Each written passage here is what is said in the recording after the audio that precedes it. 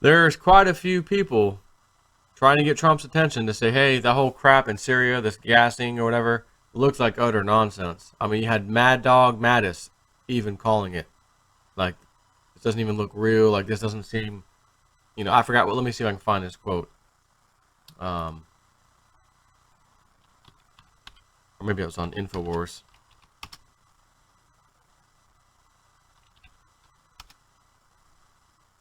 I think they were quoting it. Maybe. Maybe it was Twitter. Maybe it was Twitter. Am I?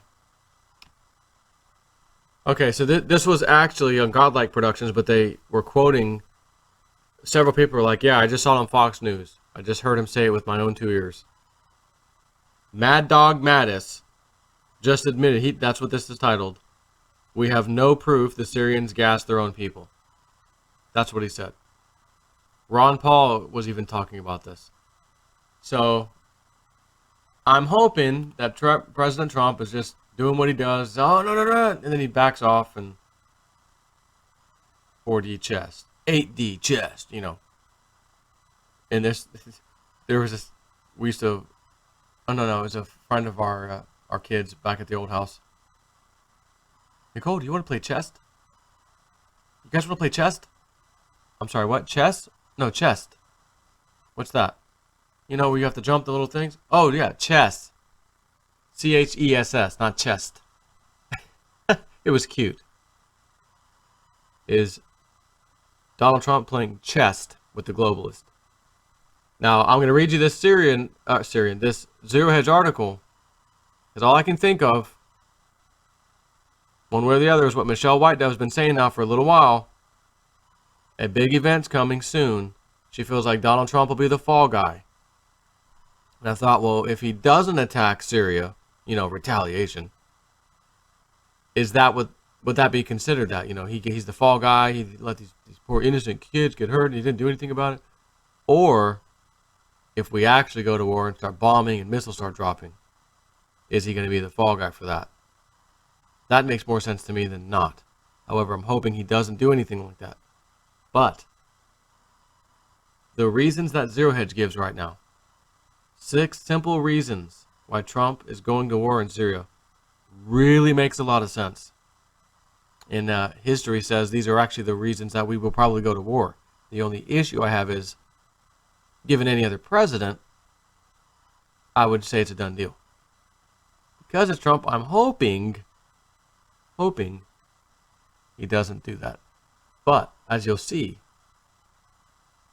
we might be going to war one way or the other, regardless of what you believe or don't believe about Syria or the gas, not gas, did gas, whatever, it doesn't matter. 6 simple reasons why Trump is going to war in Syria. Number 1, the petrodollar. The Chinese have recently issued the gold-backed yuan, or yuan if you will, that's their currency, which they and others have vowed to use to sell, purchase, etc., oil, amongst other things. The last 2 nations that tried to introduce a currency to compete against the petrodollar were Libya and Iraq. The ones we overthrew. Oh, I didn't say that. Pardon me. Liberated. That's better. The U.S. needs that pipeline through Syria even more than ever now, especially if they are to compete for European gas and oil markets presently controlled by Russia and their pipeline, and the Chinese currency, the yuan. But I'm sure none of that has anything to do with it, of course. Number 2, one of your favorite senators, Senator John McCain and the MIC. McCain is the deep state president and the number 1 war salesman for the military-industrial complex. Wherever John McCain goes, war always follows. I'm going to show you some screenshots in a second. Libya, Ukraine, Syria. Let's go ahead and show it now. How about that?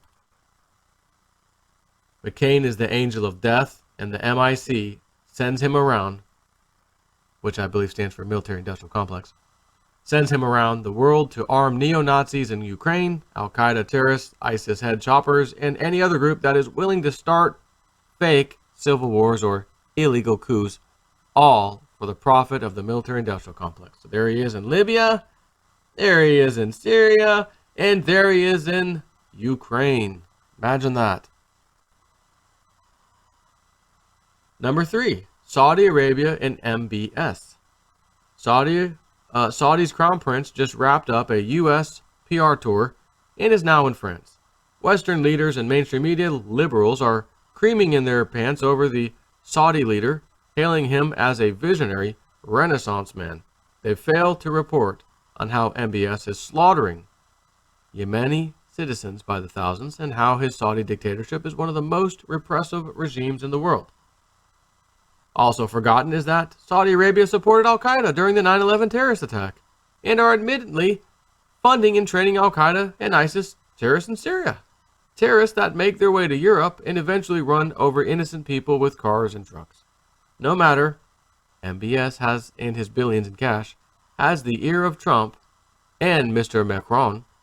Now both the US and France are giddy about attacking Syria. Number 4, Israel. Israel has been itching to destroy Syria for decades. They struck Syria's T4 airbase in Homs province without warning or just cause. 5 out of 8 missiles themselves found themselves neutralized. 3, however, did hit their mark. That's one thing. Number 5, actually we got one more after that. Cover up past and present American deep state false flags in Syria. Russia's control of Douma and its ability to now conduct a full investigation is a big reason why the deep state is so eager to bomb Syria as soon as possible. And as the Duran reports, as a result of the total surrender of the jihadis previously in control of Douma on Sunday, it is the Russian military who this time are in control of the alleged crime scene. This has put the Russians in a position where for the first time they are able both to invite the OPCW inspectors to attend the crime scene and to provide them with protection if they are there, while at the same time monitoring and supervising their work. If the chemical attack on Douma really is fictitious, as the Russians insist it is, then for the first time their control of the crime scene puts Russians in a strong position to prove it. The point was made forcefully by Russia's UN ambassador Vasily Nebenzia at the UN Security Council session today. And it also received indirect backing from the UN Secretariat, who admitted that they could not confirm that a chemical weapons attack had happened, and who called upon all sides to show restraint until a proper investigation of the incident had taken place. Nebenzia followed this up by inviting OPCW inspectors to the scene as early as tomorrow, Tuesday, which, you know what that is, tomorrow's Thursday. By now, it should surprise no one that the fact that the Russians are in control of the crime scene and may on this occasion be able to prove conclusively that no chemical weapons attack happened in Douma, instead of deterring the U.S. attack, is actually making it more likely. This is because the credibility of the various witnesses to this attack, who are of course the same witnesses who were previously witnesses to the 2013 East Ghouta and the 2017 Khan Sheikhon attacks, is now on the line, as is the credibility of those Western governments. First and foremost, the U.S. government, who believed or pretended to believe them. I would add that not only is the credibility of the U.S. government and of other Western governments on the line, so is the credibility of Western journalists who also believed or pretended to believe the witnesses. Number 6. Bill Clinton did it when he attacked Serbia so as to distract from Monica's fellatio deal in the Oval Office. And now Trump has the opportunity to bomb Syria so as to distract from Cohen, Mueller, and Mrs. Stormy Daniels. What better distraction from sexual scandal than to start a hot war? You know, for all people who've done that. So, what's it gonna be? What's it gonna be? War or no war? Michelle White Dove, I feel that something big's coming, some event. Trump's going to be he'll take the blame. He'll be the fall guy. He'll be the one. Not sure what it is. We also have, just as a reminder, Dick Algar and his partner Daz, remote viewing partner. And if you recall, the one they haven't really released yet, which was what they're trying to remote view a month in advance or so of what is the biggest newsworthy event that's going to affect the crypto markets. I was a little bothered by it because I'm like, affect them in what way? Positive news or bad news? You might have to do 2 remote viewing sessions each month. One for positive news event and one for bad news event. Honestly, to really square that away. But Daz said something about his dates were like, what was it, the 16th and the 20th or 21st or 22nd or something? I forget the 2 dates he gave. Or was it the 12th? And I thought, boy, if we're about to nail Syria, one of his dates might be spot on here. And that would have to do with markets, not in a good way. Bonds, bloodbath, all that stuff. Remember those pictures? And I'm going to say this, which this just came into my head right now, and this is actually bothering me all of a sudden. This attack may actually happen. Do you remember Dick Algar's drawing? I showed you a little clip of it, I believe. Bodies on the floor, buildings like a city in ruins, people hanging flags and like, help me outside the walls, destruction, city destroyed. And I am thinking, oh, well, that guy Jonathan Kleck, he talks about this thing in New York. He thinks it's New York City, and then Dick Algar did that. Dick Algar didn't say that was like Northeast USA or anything. He just kept drawing on his cooldown mode of remote viewing. He was getting these images. He's like, whoa, I need to write this down. Didn't feel like it had anything to do with cryptos, but he's like, whoa, that's what we were focusing on, and I'm getting this. I got to write this down. What if we're about to bomb the living crap out of Syria? What Dick Algar just did recently that I showed you might very well be the result of something like that. Think about that. Stand by. Just stand by a second. All right, I got to play this piece. I got to play this. People, I felt this was business related, and then I got a guess again of traders. Moving down the page, I sensed there was a lot of motion, movement, energy. There was a drive, and that there were agitated, scared, and fearful people. I tried to look at the calls on the next sheet here, and I felt that this was an outside event, and it was separated from where I was looking. It felt like it was in a distant land. I felt that this was going to cause a dip in the economy. And I wrote a note here underneath that this feels like a significant unrelated event in another country that will affect all markets, not just crypto. It feels catastrophic, but it will also start to bounce and repair. This is a surprised event, and I had a feeling with this that it might be something to do with, or the event that starts it might be in the Asian continent or China. And I wrote at the bottom here, this doesn't feel positive. It feels like a panic in a chaotic way. And I got an AOL or a guess here of an attack. So he says, as you heard, at the end, an attack. I feel like it could be an attack. So then we move over to Dick Algar, and Dick goes over what he shows. And I'm going to share the screen with you. Cooldown, City Street, littered with bodies and debris, very bad, death. Wide City Street, tall buildings, bodies, debris, messy. Okay? Next screen.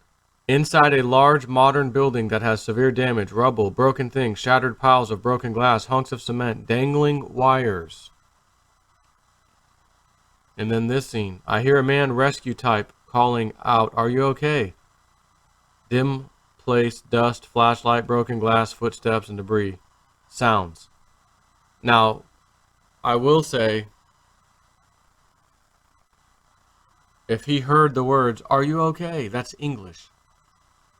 I wouldn't expect to hear that in Syria. I'm just going to say that. I wouldn't expect to hear that in Syria. "Are you okay?" in English. But I don't know.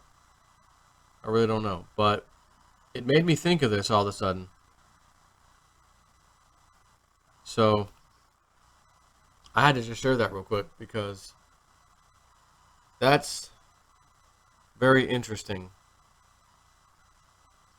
And let me see if I can see Daz's dates that he wrote down. Yes. Stand by 1 second. And I got an AOL or a guess here of an attack. On one of the final pages here, I tried to do a timeline here of all the days in April. So I start with 1, indicate 10, 20, and then 30.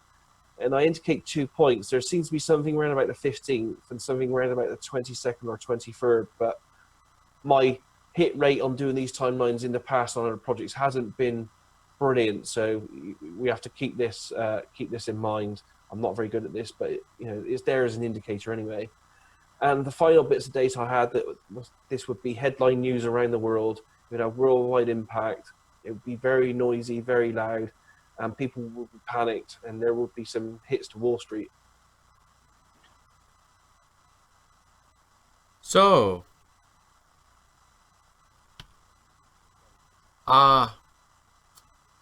very interesting. One way or the other. We're in April, and I will say there's a history of attacks in this country, especially our country, on 420, April 20th. Sometimes the day before, sometimes the day after, mostly on 420.